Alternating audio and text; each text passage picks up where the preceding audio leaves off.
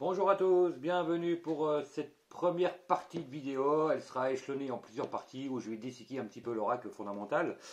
Donc comme vous savez, l'oracle fondamental a la particularité de faire autant les flammes jumelles que les voyances classiques. C'est vraiment un oracle qui peut totalement servir pour tout. Et il a une partie spirituelle, une partie terrestre, une partie positive, une partie négative. Donc on a essayé de créer un jeu très équilibré le plus possible. Et donc, la base de l'oracle fondamental a été quand même fondée sur le processus flamme jumelle, sur les liens karmiques, même s'il peut être utilisé vraiment pour tout dans son entièreté. Mais voilà, il a été créé dans cette optique. Donc, la première partie de l'oracle, c'est les 7 premières cartes plus la clé du destin. Donc là, c'est vraiment spécifique au parcours flamme jumelle, parce que dans tout parcours flamme jumelle, le processus est un peu identique.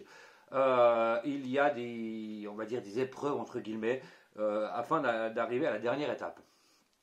Donc l'oracle commence avec la carte 0, la carte clé du destin.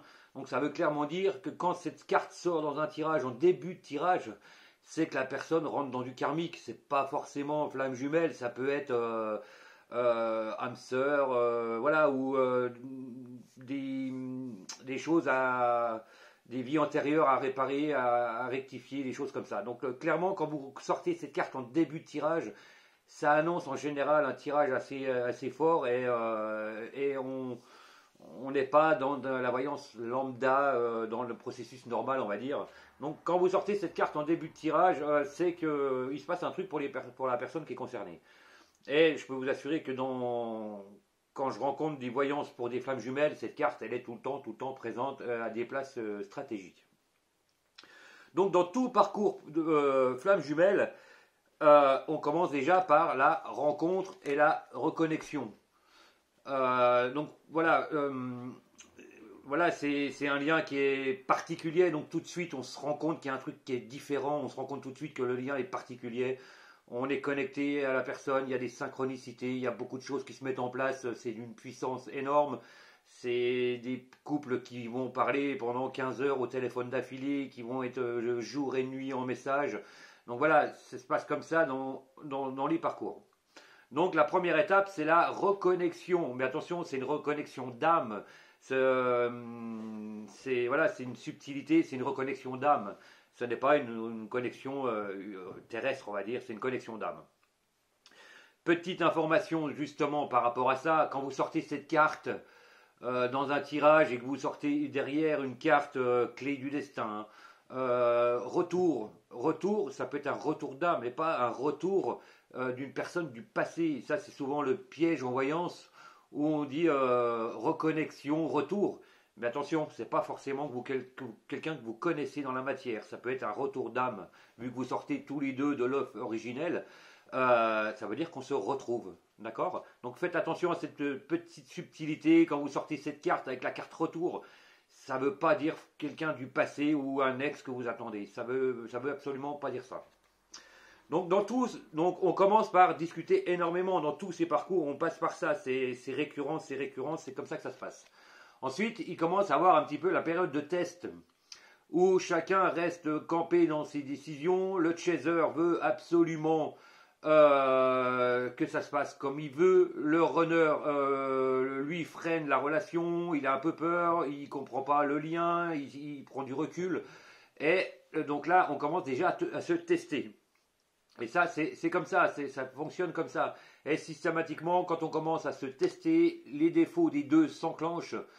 Le chaser rentre dans l'ego, le runner rentre dans la fuite, et ensuite on enclenche forcément les crises et les mauvaises bases. Donc forcément, après ça, il y a une période de crise, de désaccord. Le runner dit tu me forces la main, tu me forces à avancer, tu me manipules, des choses comme ça. Le chaser il dit viens on se rencontre, on fait comme ça, comme ça, comme ça, comme ça. Et ça amène forcément des crises et des mauvaises bases. Ensuite, on rentre dans l'ego. Alors là, c'est que chacun reste campé dans ses positions, reste ferme, et forcément, ça amène, quand les deux sont fermes dans leur position, ça amène forcément une étape inévitable dans tous les parcours flammes jumelles, c'est le silence et l'abandon. Il n'y a aucun parcours flamme jumelle qui ne passe pas par ce processus. C'est systématique. Moi, je ne connais pas de flammes jumelles qui n'ont pas eu une période d'abandon et de silence. La longueur peut varier suivant les années où s'est enclenché le processus. Moi, j'en connais, l'abandon a duré 15 ans et ils se sont reconnectés là, il y a quelques semaines, et ils se sont remis ensemble après 15 ans de silence, après avoir fait chacun une vie commune. Donc voilà, c'est comme ça, on passe par ça, donc ça peut varier de 3 mois à 15 ans. Donc voilà, ça dépend à quel moment votre parcours s'est déclenché. Pendant cet abandon et ce silence, ça amène du travail. On se rend compte que on est vraiment connecté avec la personne, qu'on n'arrive pas à l'oublier. On a beau faire ce qu'on veut. Les runners, ils ont tendance à avoir plusieurs rencontres, et on n'arrive pas à l'oublier. Le chaser, lui, il a tendance à s'enfermer, et ça, c'est vraiment une chose à travailler. La radiance, c'est travailler son féminin sacré, donc c'est très important de travailler sa radiance. Donc, il faut guérir son féminin sacré. C'est vraiment la clé pour tout chaser de guérir son féminin sacré. Donc, ça veut dire prendre soin de soi, sortir, rencontrer du monde, s'éveiller, méditer. Voilà, c'est très important de faire un travail sur ce parcours pour que ça puisse avancer. Si vous restez dans l'ego, ça ne bougera jamais, jamais dans votre parcours. Il faut vraiment... le chaser doit lâcher du lest, le runner doit s'ouvrir un petit peu, et pour s'harmoniser, il faut ce travail. Et ça passe en enlevant les masques, les faux semblants, les faux selfs, les fausses croyances, et tout ce que on a... Même nos bases d'éducation, elles sont fausses par rapport à ce parcours. On est vraiment dans l'amour inconditionnel, donc ça passe outre la jalousie, ça passe outre beaucoup de choses. Et une fois que la radiance s'enclenche, systématiquement, derrière, on arrive sur la carte fusion-harmonisation. Ça, c'est une chose qui est inévitable. Dans tout parcours flamme jumelle, c'est censé arriver à terme à la fusion et l'harmonisation. Même si, personnellement, je pense que c'est pas la dernière étape.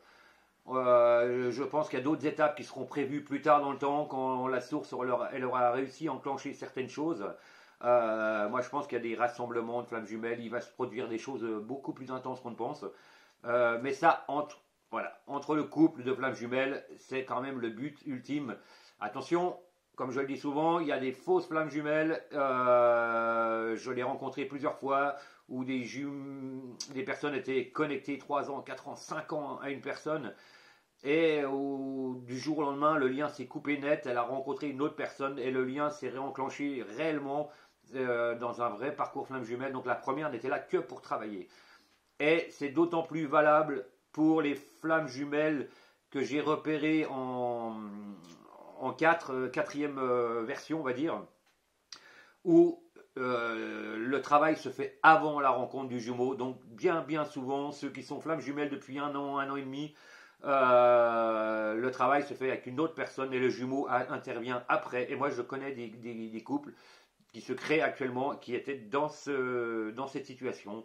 Donc, c'est des personnes qui ont eu 1 an et demi de nuit sombre de l'âme, où ils ont rencontré une personne très délicate qui leur a fait perdre le travail et beaucoup de choses. Et c'est seulement après qu'elles rencontrent le vrai jumeau. Donc, voilà un petit peu les subtilités de l'oracle fondamental. Et derrière ces étapes, forcément, on retrouve le couple sacré, le masculin, le féminin. Donc ça, dans une consultation, quand vous les avez face à face, c'est bon signe. C'est qu'il n'y a plus grand-chose pour les séparer. Vous pouvez même vous retrouver avec ça. Donc là, vous êtes assuré que la fusion du couple sacré va se faire. Quoi, sacré entre guillemets, mais vous êtes assuré que la fusion va se faire. J'aurais tendance à dire dans mes consultations que là, on est vraiment sur du flamme jumelle. Et là, ça peut être du âme sœur. Voilà, c'est beaucoup plus fluide. Il n'y a plus ce travail au milieu. Et le lien est vraiment plus proche l'un de l'autre.